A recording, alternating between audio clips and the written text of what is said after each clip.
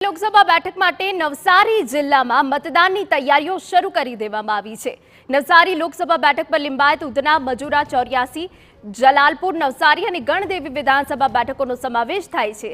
22 લાખ જેટલા મતદારો અને 2200 જેટલા મતદાન મથકો પર મતદાન થવાનું છે। નવસારી લોકસભા બેઠક પર વહીવટી અને સુરક્ષા કર્મચારીઓને મળીને 17,500 જેટલા કર્મચારીઓ કામે લાગ્યા છે। કર્મચારીઓને મતદાન માટેની સામગ્રી આપી દેવામાં આવી છે અને મતદાન મથક ઉપર પહોંચવા માટેની કાર્યવાહી શરૂ કરી દેવામાં આવી છે।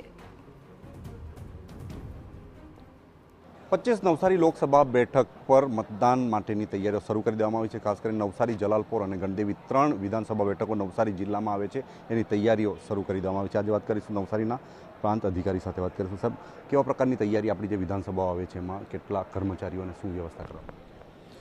આપણે આવતીકાલે જે મતદાન થવાનું છે એમાં 25 નવસારી લોકસભા બેઠક અંતર્ગત 7 અલગ અલગ વિધાનસભાના ક્ષેત્રો છે, બરાબર। એમાં અત્યારે 175 નવસારીનું જે વિધાનસભા ક્ષેત્ર છે તેનું અને આની સાથે સાથે અન્ય પણ જે 6 છે એ બધામાં જ અત્યારે ડિસ્બર્સલની કામગીરી ચાલી રહી છે, એટલે કે મતદાન ટુકડીઓને રવાનગીની કામગીરી।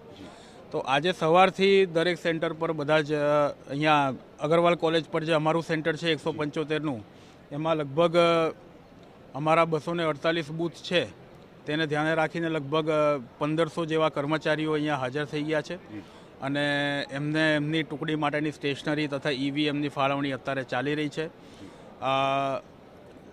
જે હથિયારધારી પોલીસ ગાર્ડ પણ અહીંયા આવી ગયેલા છે અને તેમને પણ રૂટ વાઇઝ ફળવાઈ દીધેલા છે। એમને અલગ અલગ વાહનોમાં જે તે બૂથ પર મૂકવામાં આવશે। ઓકે, બીજી એક વાત કરીએ તો કઈ સાધન સામગ્રી ખાસ કરીને આપવામાં આવે છે જે કંઈક સ્ટાફ હોય છે એને પોલિંગ સ્ટાફને? મુખ્યત્વે ભારતના ચૂંટણી પંચની જે ગાઈડલાઈનો છે, બરાબર, તે મુજબ જે આખી મતદાનની પ્રક્રિયા કરવાની હોય એને માટે જે ફોર્મેટ હોય, જે રિપોર્ટિંગ હોય, એની સ્ટેશનરી અલગ અલગ હોય છે। ઈવીએમ મશીનનું સવારે મોકપોલ કરવામાં આવે એજન્ટોની હાજરીમાં, અને મોકપોલ કર્યા બાદ એને ક્લિયર કરીને એકવાર એને સીલિંગ કરીને વાસ્તવિક મતદાન કરવામાં આવે, એટલે સીલિંગની પ્રક્રિયાની પણ સામગ્રી હોય છે। અને સાથે સાથે મતદાન ટુકડીના પ્રમુખ અધિકારી અને પોલિંગ ઓફિસર 1 એ બંને લોકો આજ રાતે જે તે મતદાન મથક પર જ રાત્રિ રોકાણ કરવાના છે ઈવીએમની સાથે।